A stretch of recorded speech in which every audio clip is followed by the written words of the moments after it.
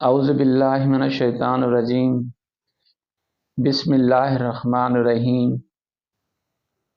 میں ہوں research scholar محمد سلیمان آریجو۔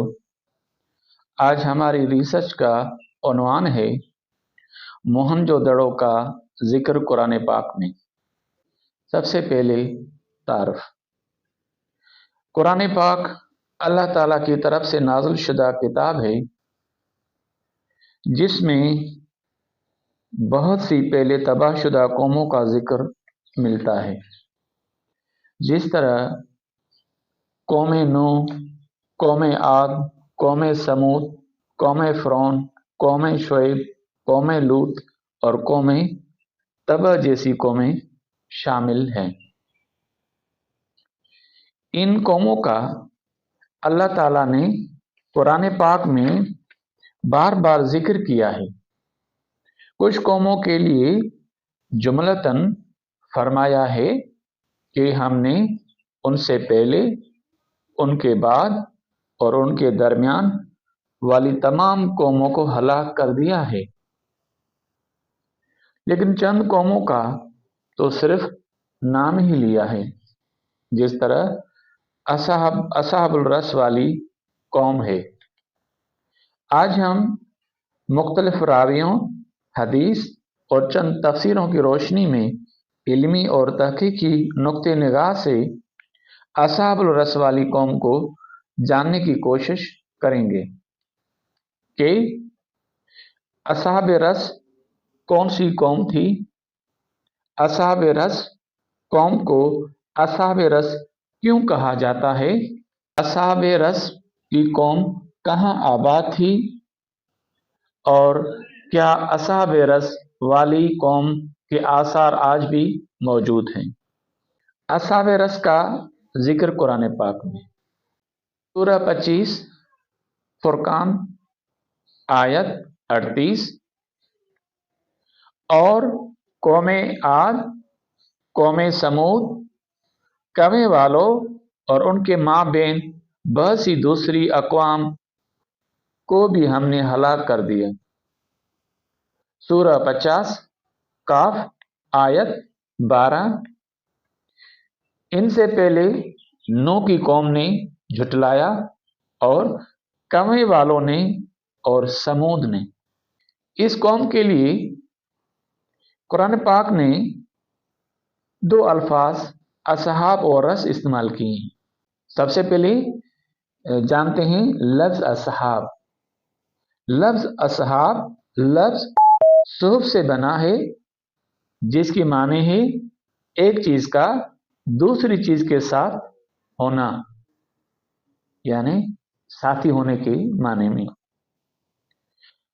لفظ اصحاب کا استعمال قرآن پاک میں اصحاب النار بقرہ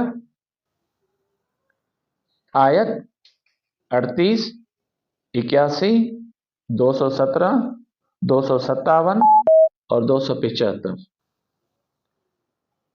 سورہ عمران آیت 116، سورہ اعراف آیت 36، 47، 50، سورہ یونس آیت 27، سورہ رعد آیت 5، سورہ زمر آیت 8، سورہ غافر آیت 6، 43، سورہ مجادلہ آیت 17، سورہ حشر آیت 20، سورہ تغابن آیت 10، اصحاب الجنہ، سورہ بقرہ آیت 82، سورہ اعراف آیت 42، 44، 46، سورہ یونس آیت 26، سورہ ہود آیت 23،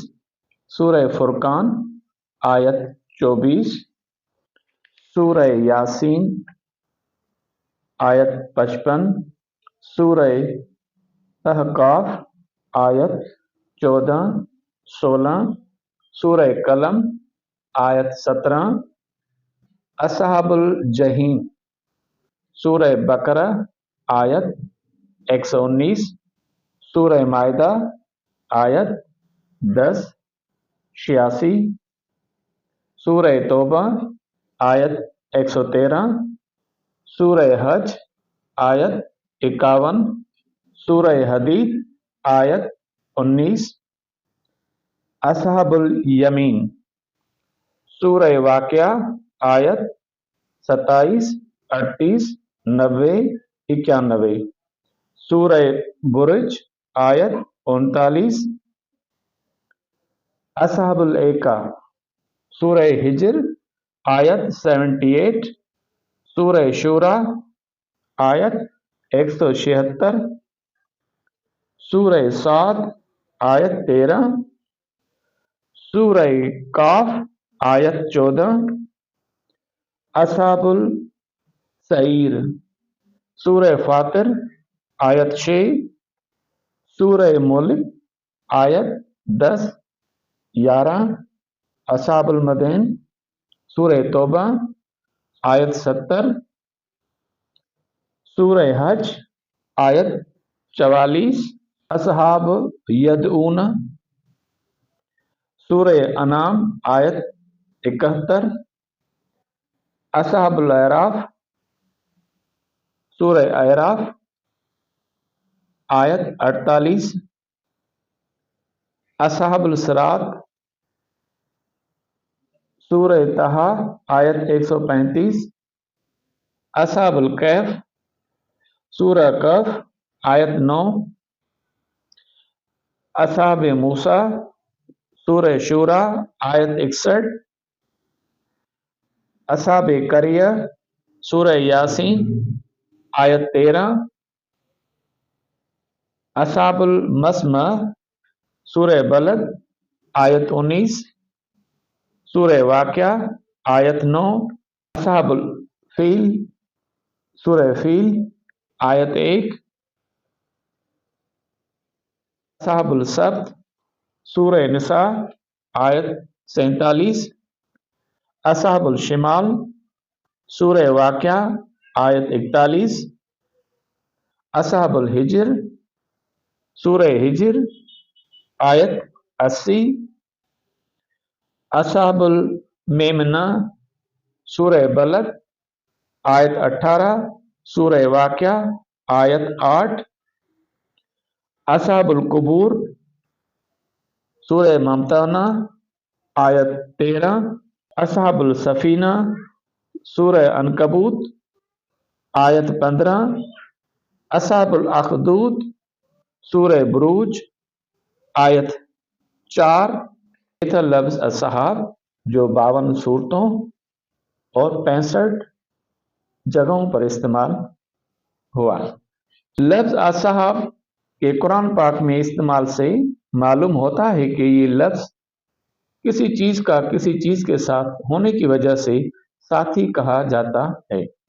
यानी जुमलतन 65 जगहों पे लफ्ज़ असहाब कुरान में इस्तेमाल हुआ है और सब जगहों पे यानी फिजिकली एक चीज़ का फिजिकली किसी दूसरे चीज़ के साथ होने की वजह से असहाब कहा जाता है। अगला लफ्ज़ है रस। लफ्ज़ रस की माने लुग़वी लिहाज से रस बड़े कमे को कहते हैं जिसमें पानी वाफर मिकदार में मौजूद हो। उसके अलावा रस अरबी ज़बान में मुख्तलिफ माने में इस्तेमाल होता है। जिस तरह रस पुराने कमे को कहते हैं खवा पुख्ता हो या न हो। रस अंधे कमे को भी कहते हैं। रस के मशहूर माने कच्चे कमे की है। अरबी ज़बान में मैयत के दफन करने को भी रस कहते हैं। अरबी ज़बान में किसी चीज़ की इब्तिदा को भी रस कहते हैं।